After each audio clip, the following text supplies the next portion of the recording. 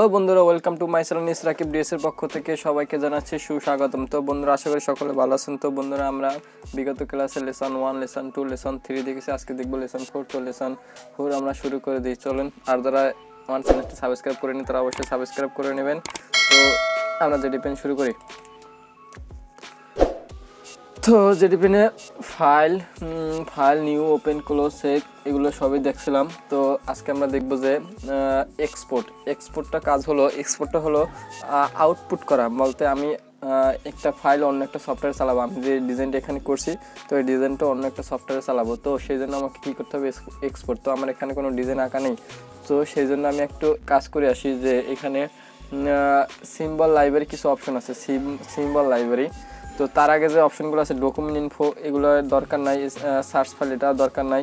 Scan picture, যদি কেউ মনে করেন তোলা পিকচার নিয়ে আসে, যে লেবেলেশন করা যে পিকচারগুলো নিয়ে আসবে, সেই পিকচারটা যদি আপনার এখানে প্রিন্টার স্ক্যান করা থাকে, তো আপনি ওইখানে দিয়ে প্রিন্টার স্ক্যান করে নিতে পারবেন। তো নেক্সট আসি সিম্বল লাইব্রেরি। সিম্বল লাইব্রেরিতে ক্লিক করার পরে, এখানে দেখেন অনেকগুলো ডিজাইন শো করে, দেখছেন। তো এখান থেকে আমি একটা ডিজাইন এখান থেকে ডাবল ক্লিক করলে এখানে ডিজাইনটা পড়বে। তো ধরে টান দিয়ে নিয়ে গেলাম, এখান থেকে একটু নিচের দিকে স্ক্রল করি, এখানে অনেক ডিজাইন আছে। তো আমি মনে করেন এই একটা নিয়ে নিই।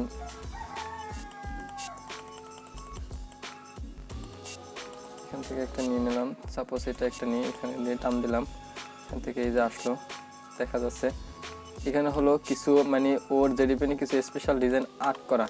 তো স্পেশাল ডিজাইন আর্ট করা, এখান থেকে আরও একটু নিচের দিকে যাই। তো নিচের দিকে দেখি যে এই একটা মেয়ে, তো সে মন খারাপ করে বসে আছে।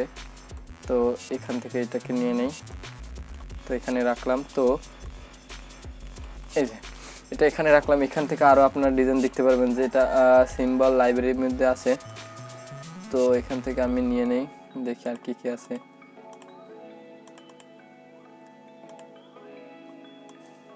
একটা আছে, তো এই একটা আছে বুড়ি। তো আপনার যেগুলো দরকার হবে সেগুলো আপনি এখান থেকে নিয়ে নিতে পারবেন। তো এটা জাস্ট একটা বোঝানোর জন্য যে উপর থেকে আর আছে একটা, দেখেন লেডিস, সে খুব দৌড়ে বিজি। তো এটাকে আমি এখান থেকে করে নিলাম। তো বন্ধুরা, এখান থেকে আপনারা ডিজাইন নিয়ে এটাকে আমি এক্সপোর্ট করব। এটাকে আমি কি করব, এক্সপোর্ট করব। তো এক্সপোর্ট করার জন্য আমি এটাকে কেটে দেই। এখান থেকে আরও আছে ডিজাইনগুলো, এখান থেকে আপনি অনেক ডিজাইন শো করবে, এখানে নিতে পারবেন। এখানে আপনি সাপোজ একটু নিলাম, আপনি এখানে এটা কালার করতে পারেন, আবার এই যে কালার যে কোনো কালার করতে পারবেন। তো বন্ধুরা, এটাকে ক্লোজ করে দেই। এটা ক্লোজ করে দেওয়ার পরে নেক্সট আমার যে কাজ আছে সেটা আমি দেখি। এইগুলো আমার ধরেন জাস্ট আপনি একটা ডিজাইন আর্ট করছেন, আর্ট করার পর এটাকে আপনি কী করবেন, এক্সপোর্ট করবেন। এটাকে কী করবেন, এক্সপোর্ট করবেন। তো এক্সপোর্ট করার জন্য আপনাকে কোথায় যেতে হবে, ফাইল, এক্সপোর্টে যাওয়ার পর এখান থেকে আপনারা দেখেন সেভ অ্যাজ টাইপে ক্লিক করার পরে এখানে আছে এআই ফাইল, যেটা আমরা ইনপুট করার সময় দেখছিলাম, এআই ফাইল।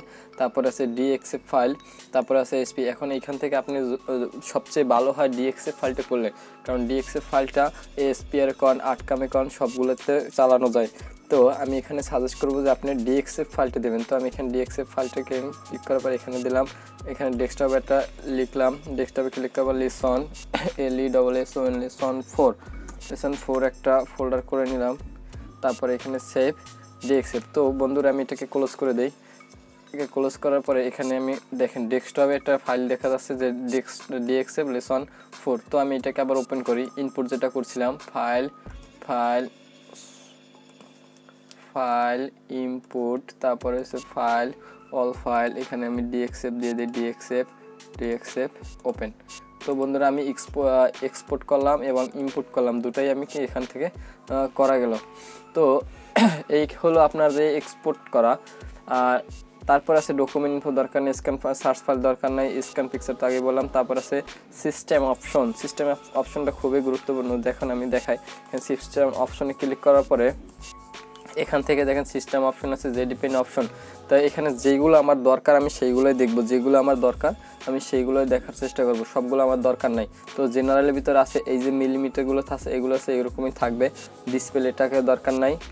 কালারটা আমি অনেক সময় দেখেন এখান থেকে আমি এখানে যে ব্যাকগ্রাউন্ড কালারটা আছে এখান থেকে আমি যদি কালো নিয়ে নিই তা ওকে, তারপরে ওকে, দেখেন আমার ব্যাকগ্রাউন্ডটা কিন্তু সম্পূর্ণ কালো হয়ে গেছে। কারণ কি, ব্যাকগ্রাউন্ড কালো করে নিলে আমার মনে করেন যখন আমি কাজ করব তখন আমার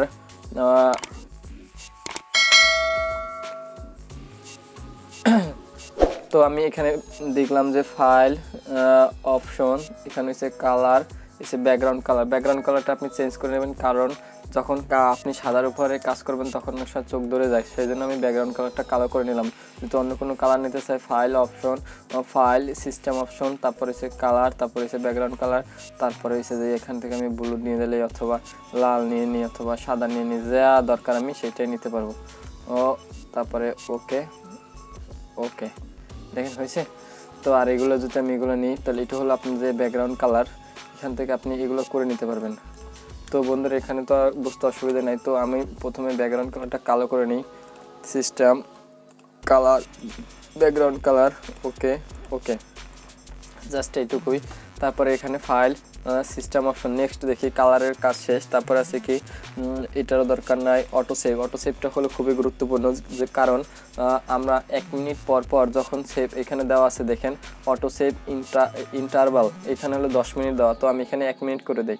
1 মিনিট করে দিলে তারপরে আমার সেভ অটো কিন্তু 1 মিনিট পর পর নিয়ে নেবে। তাহলে আমার অনেক সময় কারেন্ট, যাদের পিসিতে ব্যাকআপ নাই তাদের সময় পিসি বন্ধ হয়ে যায়। তো 1 মিনিট পর পর যদি সেভ হয়নি অটো, তাহলে আপনি এই কাজটা হারাবেন না, এরকম যে ডিজাইন করছেন, তাহলে সেই জন্য আপনার লস একটু কম হবে। তো এই জন্য এটাকে 1 মিনিট করে নেবেন। তো নেক্সট আরেকটা দেখি অটো সেভ গেল। তারপরে এখানে ওয়ার্কশেপ, এটা দরকার নাই। মডেলস এখানে দরকার নাই।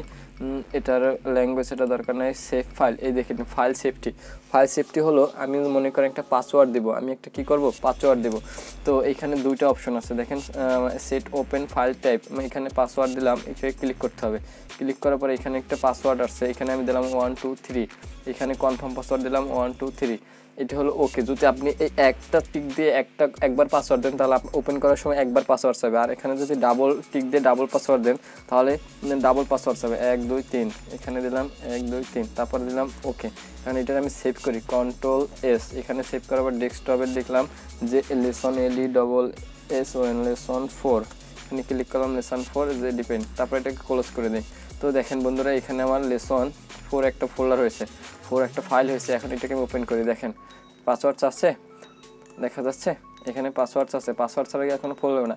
তাই এই পাসওয়ার্ডটা দেওয়ার কারণ হলো যখন আপনি মনে করেন ডিজাইন করবেন, আপনার ডিজাইনটা যদি কেউ পেয়ে যায় তাহলে অনেক সময় ক্ষতি হয়ে যেতে পারে, সেজন্য আপনি প্রোটেক্ট দেবেন। মানে পাসওয়ার্ড মানেই তো প্রোটেক্ট, তো প্রোটেক্ট যে যত ভালো দিতে পারবেন তার সেফটি তত বেশি। তো আমি এখানে খুলি, পাসওয়ার্ড দিয়েছিলাম 1 2 3, তারপরে ওকে, আবার 1 2 3 ওকে, দুইবার পাসওয়ার্ড দিয়েছি, এই জন্য দুইবারে খোলা হলো। তো বন্ধুরা আশা করি এটা কোনো সমস্যা নাই।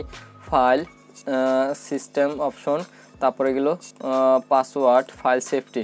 তো এরপরে কি আছে দেখেন, ডাটা অপশন এগুলো দরকার নেই, এনসি সেটিং এগুলো নাই, এগুলো দরকার নেই। আশা করি যেগুলো দেখেছে এগুলো আপনাদের দরকার। আর অন্য যেগুলো আছে আপনারা গাইডটা দেখে নেবেন যে কোনখানে টিক দিলে কি হয়। তো আবার বেশি টিক দিতে যাই এই জন্য আমার ডিজাইন সরে না যায়, ঠিক আছে, বেশি বুঝতে গেলে আবার ঝামেলা হয়ে যেতে পারে। তো আমি যেটা বলছিলাম, আপনারা যারা মনে করেন আমার ড্রাইভে অ্যাড হতে চান, আমি আমার ড্রাইভে প্রায় 900+ খাট আছে, 900+ দরজা আছে। তো যারা আমার ড্রাইভে অ্যাড হতে চান তারা অবশ্যই আমাকে টেলিগ্রাম নাম্বারে, স্ক্রিনে দেওয়া যে নাম্বারটি আছে 0177 580 2294, তো টেলিগ্রাম নাম্বারটি আপনি আমাকে নক দিলে অবশ্যই পাবেন। আমি আর যাদের কোনো সফটওয়্যার নাই, Jdpaint সফটওয়্যার দরকার, আর্টকাম সফটওয়্যার দরকার, সফটওয়্যার দরকার, তারা অবশ্যই আমাকে নক দেবেন, আমি আপনাদেরকে সফটওয়্যারটি দেওয়ার চেষ্টা করব। সো বন্ধুরা, তো এই ছিল আজকের আপনার যে এক্সপোর্টের কাজ, এক্সপোর্ট সহ ফাইল সেফটি। তো বন্ধুরা যারা আমার চ্যানেলটি সাবস্ক্রাইব করেননি তারা অবশ্যই আমার চ্যানেলটি সাবস্ক্রাইব করে নেবেন। আর যদি কেউ না বোঝেন তাহলে অবশ্যই আমাকে ইনবক্স করবেন, আমি অবশ্যই আপনাকে বোঝানোর চেষ্টা করব। তো বন্ধুরা এই ছিল আজকের ভিডিওটি, আশা করি সকলের ভালো লাগছে। যদি কেউ না বুঝতে পারেন তাহলে অবশ্যই আমাকে নক দেবেন। তো সবাই ভালো থাকবেন, আল্লাহ হাফেজ, ধন্যবাদ সকলকে, আসসালামু আলাইকুম রহমতুল্লাহি ওয়া বারাকাতুহু।